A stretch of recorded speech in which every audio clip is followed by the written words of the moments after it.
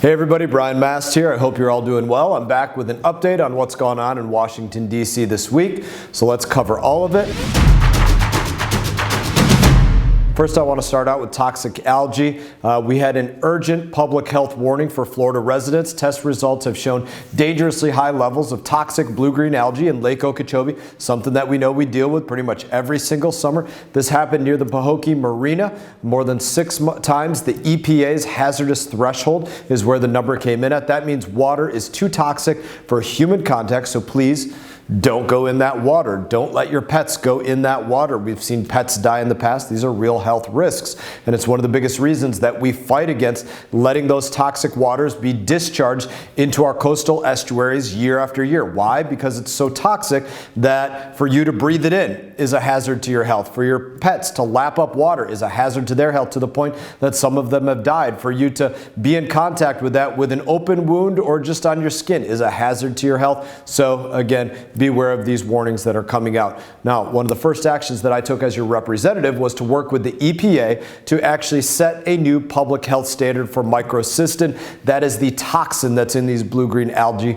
We set that level at 8 parts per billion. I didn't actually set that level.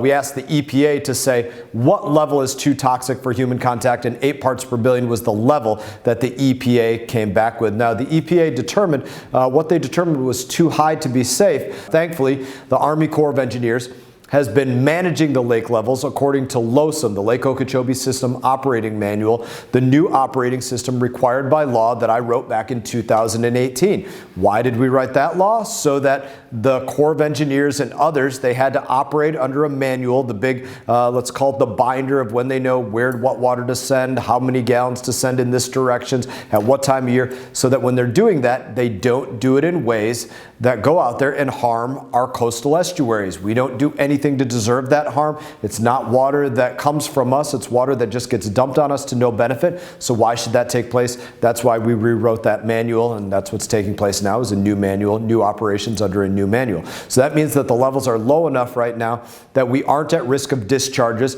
into our communities because of what new manual that was written. But we shouldn't have to cross our fingers year after year and just hope that it doesn't rain too much. There should be a zero discharge policy. That's why I'm going to keep pushing for legislation like the Stop Poisoning Florida Act, which prohibit all discharges from Lake Okeechobee when the water exceeds that toxicity level that the EPA has determined is too high for human contact. There shouldn't be any harm done to our community, full stop. I always tell people, I call it the tub test. If I wouldn't put something in the water, in the bathtub with one of my kids, then I'm going to fight to keep that out of our waterways. Why would we want to have anything other in our waterways when it's your kids in the waterways and my kids in the waterways and the rest of our families? I want to switch gears here. On the House floor this week, we passed the Coast Guard Authorization Act, which will look to fix aging infrastructure, invest in new technologies, and make sure that the Coast Guard has the tools that it needs to keep our waters and our nation safe. They're very local to us on the Treasure Coast, a couple of Coast Guard stations. We love having our coasties in and around our community, and we thank them all for their service. Now, in addition to making sure our coasties have the necessary resources, the bill also includes a big win for our community, a study of the vessel traffic under the St. Lucie River Railroad Bridge. Now, as many of you will remember, we've been fighting to ensure boat traffic has the right-of-way and that any new bridge schedule for the trains, the freight trains and the Brightline passenger rail that go over that bridge does not negatively impact our way of life on the Treasure Coast. Remember, they're just passing through, and in order to pass through, they close off our waterway. Waterway has the right of way. Now, this study will help give us the facts to understand when and for how long the bridge needs to remain in the open position as we continue to monitor that situation to make sure that we have the maximum access that we need to, again, to our local waterways. I'm going to keep you all updated on that every step of the way. Lastly, this week, I also presided over a markup session as chairman of the House Foreign Affairs Committee, where we considered more than a dozen bipartisan pieces of legislation.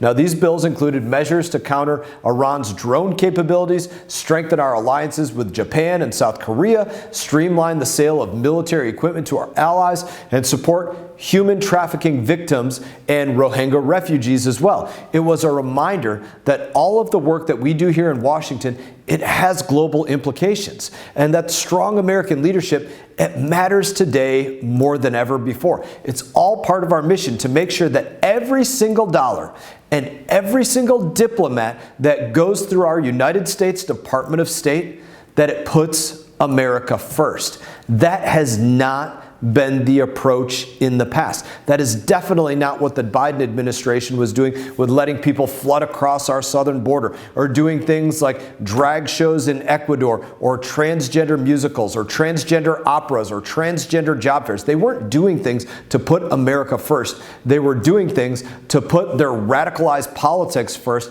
at the expense of Americans and your dollars. They would have been better off just simply lighting that money on fire instead of doing the things that they were doing.